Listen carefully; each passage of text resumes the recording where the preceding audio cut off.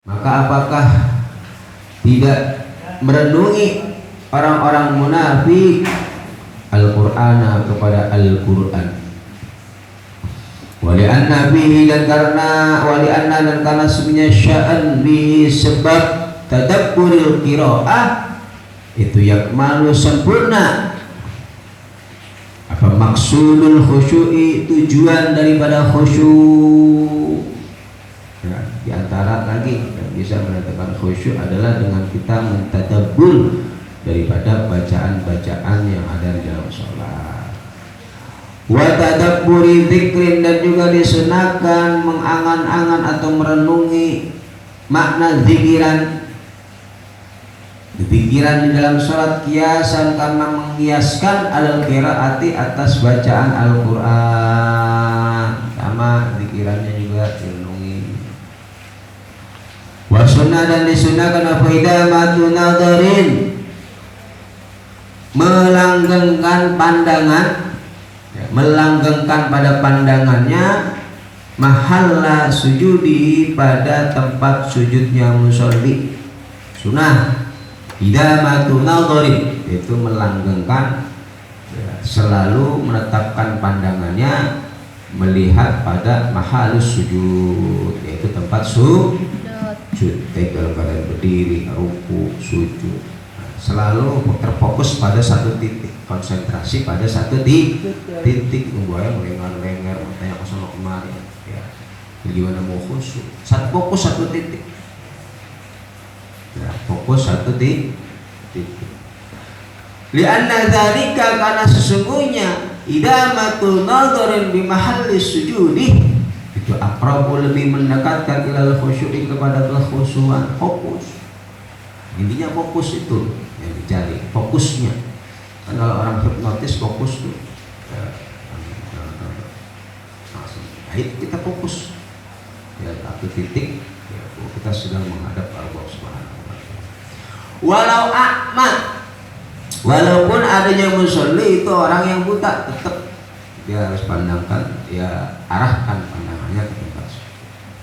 Walau a'ma, walaupun adanya musolli itu orang yang buta, wa in kana, dan walaupun adanya musolli, wa in kana, dan walaupun adanya musolli ghoyah, walaupun adanya dia itu indal Ka'bah, berada di samping Ka'bah, walaupun dia sholat di depan Ka'bah, jadi depannya Ka'bah, tetap fokus pandangannya adalah ke tempat sujud, bukan melihat Ka'bah, walaupun dia sholat di depan Ka'bah, di samping Ka'bah. Au fi zulmati, walaupun ada juga atau bersolat di tempat yang sangat gelap, tetap fokuskan pandangan ke tempat sujud. Au fi sholatil janazati, atau di dalam sholat janazah, tetap fokuskan pandangan ke tempat sujud. Jadi dalam keadaan apapun, mau sholat di Ka'bah, mau sholat tempat gelap, mau mata kita buta, mau sholat jenazah, fokuskan pandangan kita ketika sholat, konsentrasi pada satu titik, yaitu tempat sujud kita. Naam, ya seperti itu. Sunnah idamatu nadharin mahalla sujudi, disunahkan memfokuskan pandangan ke tempat sujudnya. Wa sunnatu, adapun yang sunnahnya ataupun sunnahnya, wa sunnatu, adapun sunnah itu ayyak sirah, untuk memutus, meringkas siapa musolli, ya, memutus, ya, nadharahu, pada pandangannya musolli, ala musabbihatihi, pada jari telunjuknya musolli, inda rafiha, ketika mengangkatnya musolli, fit tasyahudi, di dalam tasyahud. Naam, ya memang seperti itu. Idamatul nadhar ila mahallis sujud, ya benar, tetapi sunnah ya memutus pandangan tersebut ketika kita tasyahud akhir, yaitu tepatnya ketika illallah, baru pandangan kita alihkan kepada musabbihah, yaitu telunjuk yang kemarin sudah dibahas.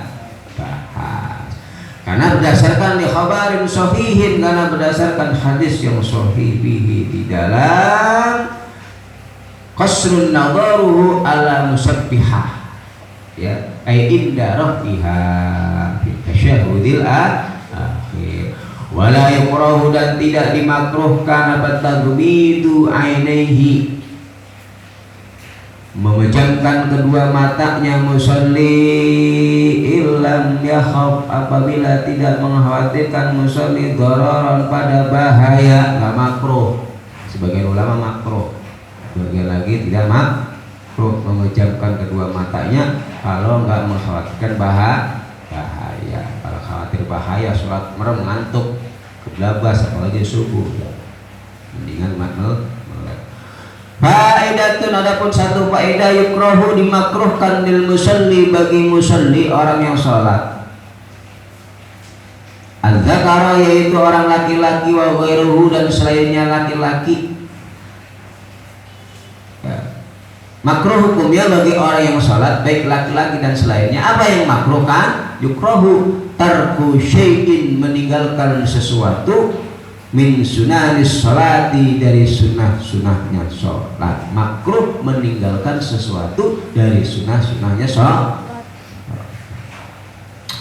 Qala, berkata siapa syekhuna, guru kami, wa fi umumi, yaitu pada ucapan wa fi umumi, dan itu,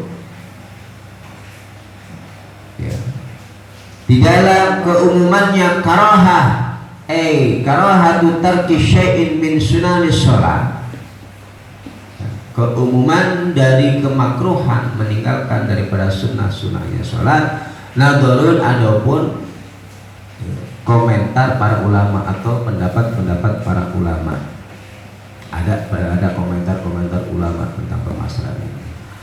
Waladhi, adapun qaul atau pendapat yang tajihu, yang mempunyai hujjah apa qaul, itu takhsisuhu, kekhususannya karoha, kemakruhan, ya, bima, dengan sunnah waroda, yang datang fihi, di dalam apa, nahyun, larangan, ya, cegah, larangan untuk meninggalkan.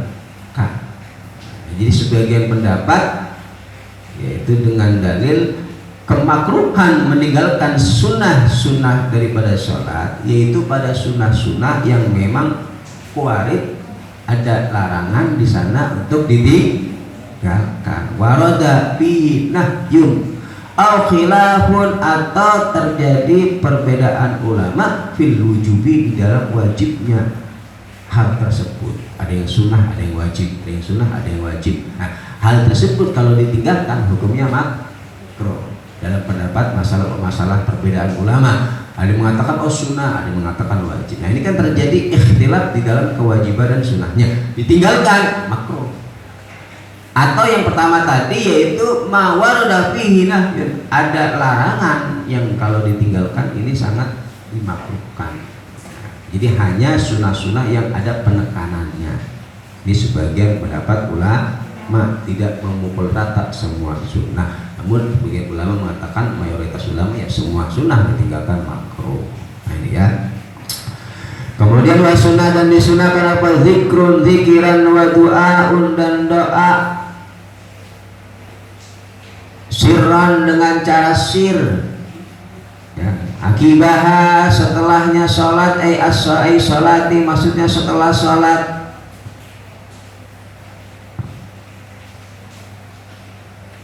Ayusannu, maksudnya disunahkan apa, al-israru, mengecilkan, mengisrarkan, bihima, dengan zikrun wa du'aun, bagi siapa? Limunfaridin, bagi orang yang sholat sendiri, wa makmumin, dan makmum. Jadi sunnah zikrun wa du'aun akibas sholat, setelah sholat, yaitu dengan zikir bersiriyah, ya, bagi munfarid, bagi makmum, wa imamin, dan bagi imam, lam yurid, yang tidak menghendaki siapa imam, ta'limal hadirina, pada mengajarkan jamaah yang hadir. Ini pendapat Syafi'iyah, boleh kita wirid pada sholat dengan mengeraskan suara. Tadi alasannya adalah untuk mengajarkan kepada jamaah yang lain tentang bacaan-bacaan wiridnya. Nah, ini terjadi perbedaan ulama tentang masalah sir dan jahar di dalam berzikir, ya. Kemudian wala ta'minahu,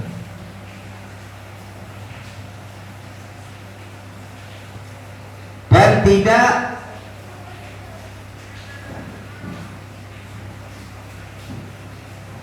pada aminnya hadirin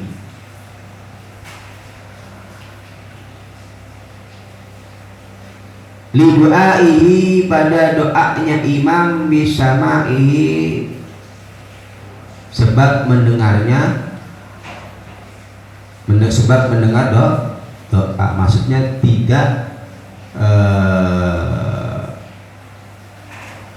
bil sir, ya.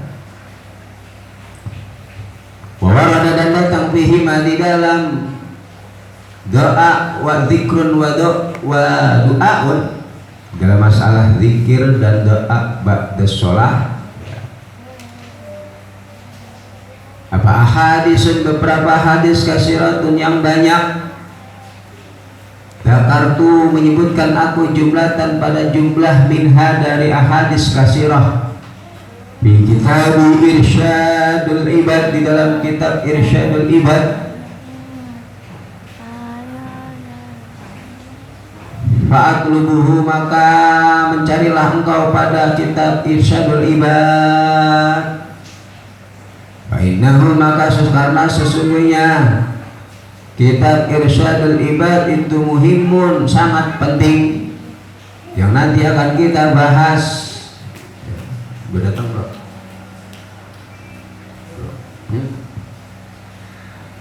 Warwa, dan meriwayatkan sahabat Tirmidzi, Imam Tirmidzi, an Abi Umamah, dari Abi Umamah, qala, berkata Abi Umamah, kila diucapkan di Rasulullah, pada Rasulullah sallallahu alaihi wasallam, ayat doa asma.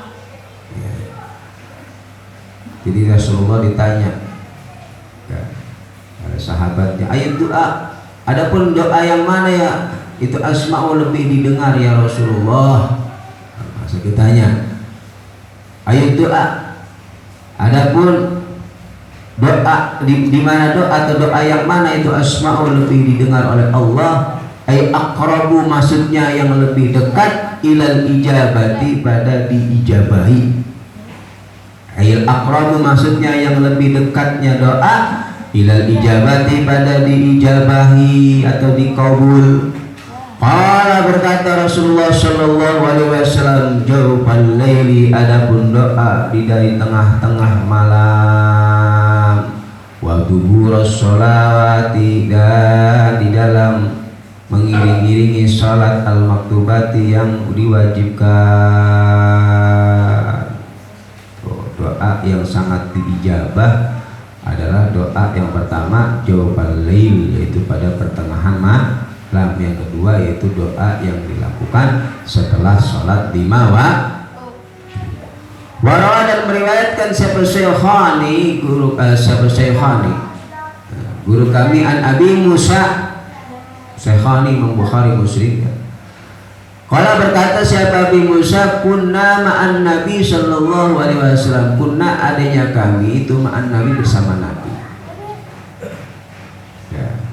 Jadi meriwayatkan Abi Musa bahwa kami sedang bersama Nabi. Fakunna, maka adanya kami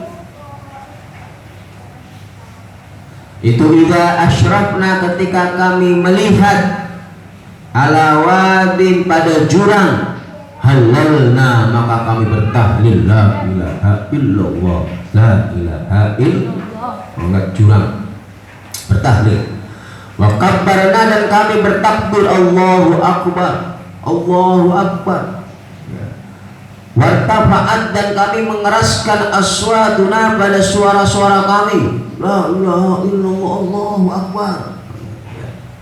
Faqala, maka berkata siapa Nabi sallallahu alaihi wasallam, ayyuhan nas irba'u ala anfusikum fa innakum la tad'una asamma wala ghaiban. Faqala, maka berkata siapa Nabi sallallahu alaihi wasallam, ya ayyuhan nas, wahai para manusia, irba'u, kasihanilah diri kalian semua, ala anfusikum, atas diri kalian semua, fa innakum, karena sesungguhnya kalian semua itulah tad'una, tidaklah mendoa kalian semua, itulah tad'una, tidaklah kalian berdoa, asamma, pada zat yang tuli, wala ghaiban, dan juga tidak pada zat yang ghaib, yang tidak hadir. Innahu, sesungguhnya Allah itu hakimun, zat yang ahli hikmah, sami'un, yang maha mendengar, qaribun, yang sangat dekat. Ya, tentang hadis larangan di dalam kita mengeraskan suara di dalam berpikir, tahlil, tahmid, dan sebagainya. Namun di sini juga ada pembahasan khusus tentang pembahasan ini, ya. Jadi jangan langsung memvonis secara total itu dilarang. Tidak ada bahas itu di pembahasan tentang ini, tentang dalil-dalil diperbolehkannya kita berpikir dengan mengeraskan suara. Ya, ada satu hadis yang memperbolehkan, ada satu hadis yang melarang, ini seperti hadis ini, ada ayat Al-Quran yang melarang dan sebagainya. Bagaimana menjamekan itu semua, itu sudah dilakukan oleh para ulama, ya, kita terima beres, ya.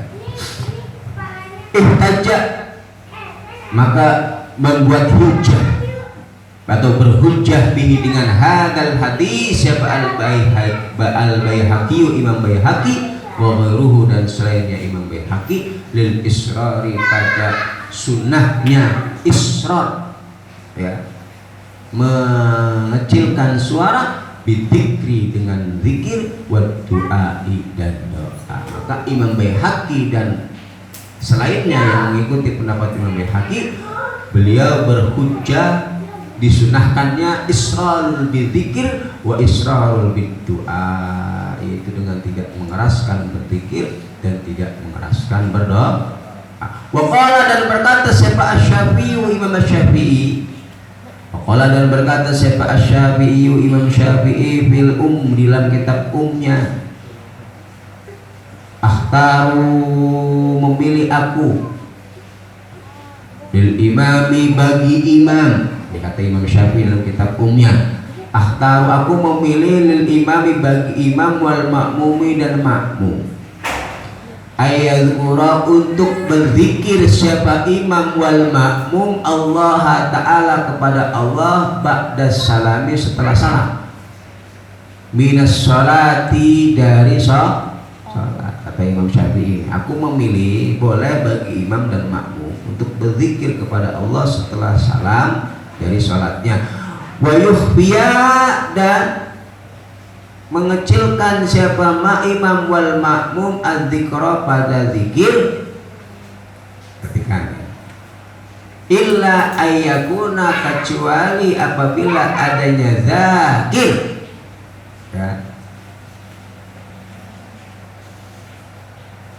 Wa yukhfiya, dan mengecilkan suaranya siapa imam wal makmum, adzikra, pada zikiran, illa ayyakuna, kecuali adanya zakir, orang yang berzikir itu imaman, seorang imam, yuridu, yang menghendaki siapa imam, ayyu ta'allama, pada mengajarkan, ya, ayyu ta'allama, pada diambil pelajaran atau dijadikan contoh, kalau bahasa kita, minhu, dari imam, wa yajharu, maka mengeraskan suara lah siapa imam,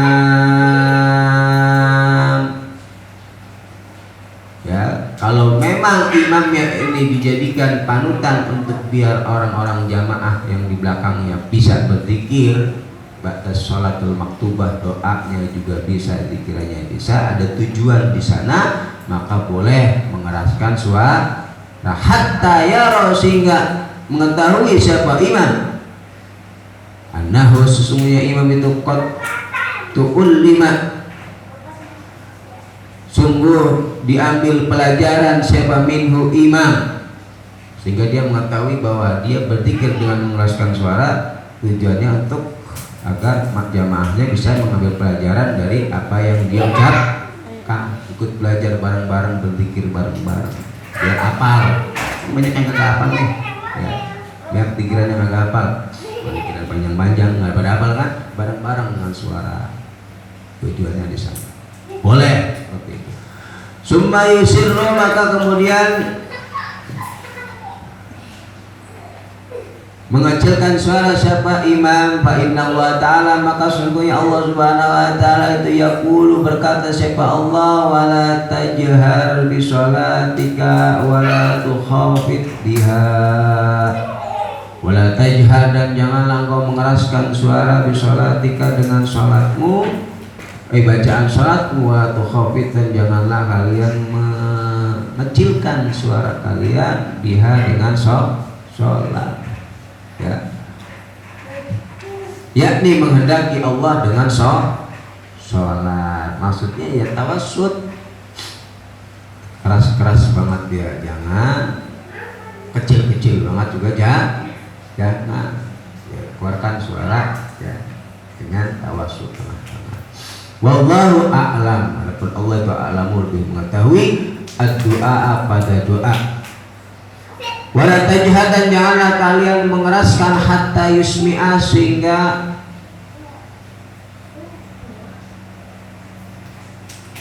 memberikan pendengaran ghairaka, pada selainmu. Wala tukhafit, dan janganlah engkau mengecilkan suara hatta la tusmi'a, sehingga tidak memberikan suara nafsaka, pada dirimu.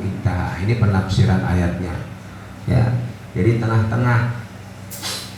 Fa'idatun, qala, berkata siapa Syekhuna, amal muballigh mubalaghatu, adapun mubalaghah berlebih-lebihan.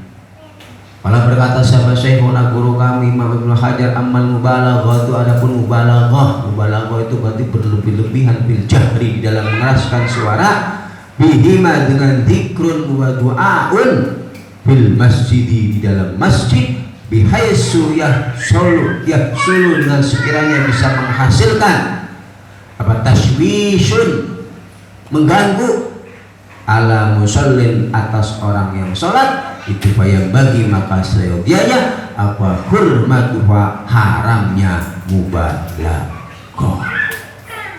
Jadi menurut Imam Ibnu Hajar, mubalaghah berlebih-lebihan di dalam berzikiran dengan mengeraskan suara, apalagi di dalam masjid, dan itu bisa menghasilkan yang namanya tashwish. Apa tashwish? Mengganggu pada orang lain yang sedang sholat, maka menurut beliau yang bagi seyogianya itu dihukumi haram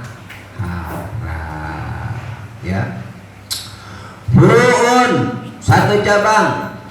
Yusanu, disunahkan apa, iftitahu du'ai, mengawali doa ya, ketika kita doa nih, tadi kan udah membahas rukun sholat, nah sekarang sunah-sunah setelah sholat, yaitu disunahkan berzikir dan berdoa. Kemudian cara berzikir yaitu dengan cara tawasul tengah-tengah, jangan terlalu volumenya gede-gede, jangan terlalu kecil-kecil, sedang ya. Yusanu, disunahkan ibu iftitahu du'ai, mengawali doa bil hamdi, dengan pujian lillahi, pada Allah, wassalati, dan membaca sholawat ala Nabi, atas Nabi Muhammad. Perhatikan, setiap kita doa disunahkan bagi kita mengawali doa kita dengan alhamdulillah wassalatu ala Nabi. Wal khatmu, dan disunahkan mengakhiri pada doa bihima, dengan hamdalah wassalawat, begitu juga diakhiri dengan hamdalah wassalawat. Wa bi aminah, dan dengan amin. Wa ta'minu ma'mumin, dan sunnah membaca aminnya makmum, sami'a yang mendengar siapa makmum doa al-imami pada doanya imam. Ya. Warwiya dan diriwayat warwaina fi kitab Umar bin Khattab radhiyallahu anhu. Inna du'a mauqufun bainas samai wal ardh, wasbunya doanya akan tergantung mauquf, ngambang. Ya, di antara langit dan bumi la yasma'u, maksudnya tidak naik sesuatu doa tersebut hatta yusalli ala nabi sehingga doa tersebut disalawatkan kepada nabi kita Nabi besar Muhammad sallallahu alaihi. Doa yang tidak diawali dengan salawat dan ditutup dengan salawat, doa yang ngambang di antara langit dan bumi, udah kayak tokai yang ngambang. Makanya awali doa Anda dengan salawat kepada Nabi kita Nabi besar Muhammad sallallahu alaihi wasallam. Ini diriwayatkan oleh Umar ibn al-Khattab. Ya, jadi dalam doa ada etikanya. Kemudian wa in habata, walaupun apal siapa makmum, tetap dia disunahkan ya untuk mengamini doanya imam yang dia dengar, walaupun dia hafal, walaupun dia tahu artinya. Jadi pada doa tersebut warafu yadaihi, dan disunahkan mengangkat kedua tangannya dai, orang yang berdoa, at-tahirataini, yang suci kedua-duanya. Ya, tangannya tersebut batasan bagaimana? Hadwa mangkibaihi, yang mencocoki atau menyamai dengan kedua pundaknya dai.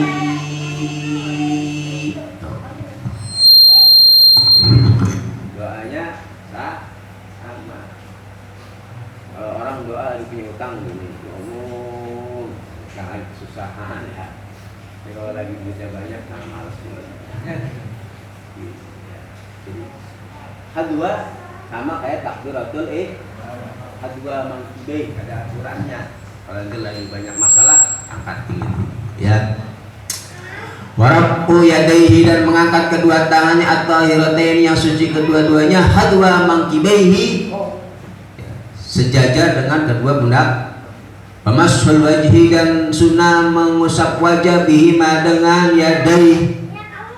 Badahu, setelahnya doa. Wastiqbalil kiblati, dan sunnah menghadap kiblat halat dzikri, ketika dalam keadaan berzikir, awid duai, atau doa. Sunnah berzikir atau doa hadap ke arah kiblat. Inkana, apabila adanya dai itu munfaridan, salat sendiri, atau makmuman, atau makmum. Kalau dia salat sendirian atau jadi makmum, ketika berzikir dan berdoa ngadep kiblat. Amal imamu, adapun imam, idza taraka, ketika meninggalkan siapa imam al-qiyamah, pada berdiri, min musallahu, dari tempat salatnya imam, alladzi huwa, yang mana adapun qiyam itu afdalu, lebih utama, lahu, bagi imam. Itu fal afdalu, maka adapun yang lebih afdal itu ja'lu yaminihi, menjadikan arah kanannya imam ilal ma'mumina, menghadap pada para makmum. Geser dikit, seret, hadap ke jadikan sisi kanannya ke arah makmum. Ya, ja'lu yaminihi, menjadikan arah kanannya imam ilal ma'mumina, pada menghadap ke arah makmum. Wa yasarihi, dan menjadikan arah kirinya imam ilal kiblati, kepada arah kiblat. Berarti miring, bukan adep panuan ya. Kalau berkata siapa syekhuna, guru kami, walau fit du'ai, walaupun adanya imam itu dalam keadaan doa, atau dalam pas ketika berdoa, mau berdoa, tetap doanya mau sebalik lagi ke depan. Zikir doa, udah madep situ, nggak usah balik lagi ke depan menghadap kiblat. Maksudnya begitu. Wa sirafuhu, adapun insirafnya imam, bubarannya iman, perginya iman, itulah yunafi, tidak menafikan apa insyirab nadbat dzikri, pada kesunahan berzikir lahu bagi imam, akibaha setelahnya sholat. Bergesernya imam ya, dari tempat sholatnya ya, itu tidak menafikan dari disunahkannya berzikir setelah sholat. Li'annahu, karena sungguhnya imam itu yakti, bisa mendatangkan imam bihi, dengan zikir, fi mahallihi, di dalam tempatnya imam, alladhi yang sorifu, yang berpindah siapa imam, ilaihi pada mahal, ilaihi pada mahal, wala yafutu, dan tidak hilang apa zikiran, bifi'lir ratibati, dengan sebab melakukan sunnah sunnat rawatib ya. Habis sholat nggak zikiran dulu langsung sholat, dia tetap zikirannya itu tidak hilang, kesunahan berzikir tidak hilang, walaupun diseling-selingi dengan sholat sunnah rawatib. La yafutu bifi'lir ratibati wa innamal fa'idu, nah, dan sesungguhnya bisa hilang bihi, sebab fi'lir rawatib, fi'lir ratibah itu kamaluhu, sempurnanya zikir, la ghairuhu, tidak selainnya, kamal, jadi ya kesempurnaannya aja yang kurang ya. Kalau yang lebih sempurna itu habis sholat 5 waktu baru berzikir, setelah berzikir doa, baru sholat sunnah ba'diyah. Tapi kalau ba'diyah dulu nggak hilang, tapi hanya kesempurnaannya saja yang hilang. Wa qadiyatu kalamim, adapun tuntutan kalam ulama fuqaha itu husul sawabi dzikir, bisa hasil pahala dari berzikir, wa in jahala, walaupun tidak mengerti siapa zakir, maknahu, pada makna zikirannya.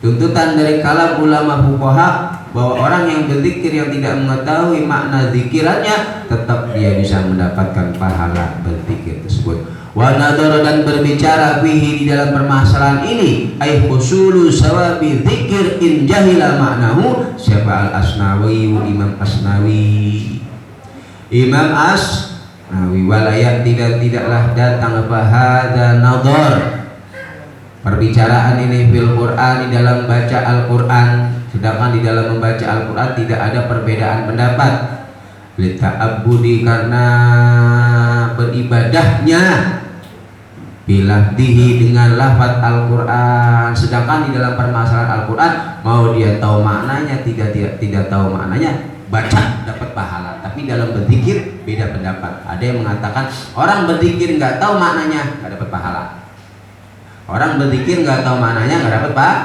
Nah, tapi dalam Al-Quran mau tahu artinya nggak tahu artinya, tetap dia dapat pahala, lita'abbudi bilafdihi, karena bernilai ibadah di dalam melafadzkan lafaz Al-Quran. Fausiba, maka dibalas atau mendapat pahala siapa qari'uhu, orang yang membaca Al-Quran, wa illam ya'rif, walaupun tidak mengetahui siapa qari maknahu, pada maknanya Al-Quran, bi khilafi dzikri, berbeda dengan zikiran, la budda, yang wajib apa ayya'rifahu, untuk mengetahuinya zakir pada makna zikirannya, walau biwajhin, walaupun dengan satu jalan, walaupun dengan makna secara umum. Bagian ulama mengatakan wajib hukumnya mengetahui mana zikirannya kalau mau dapat pahala zikir doang dan nggak tahu maknanya. Mayoritas ulama mengatakan ente nggak dapat pahala. Nah, tapi kalau Al-Quran tahu nggak tahu tetap dapat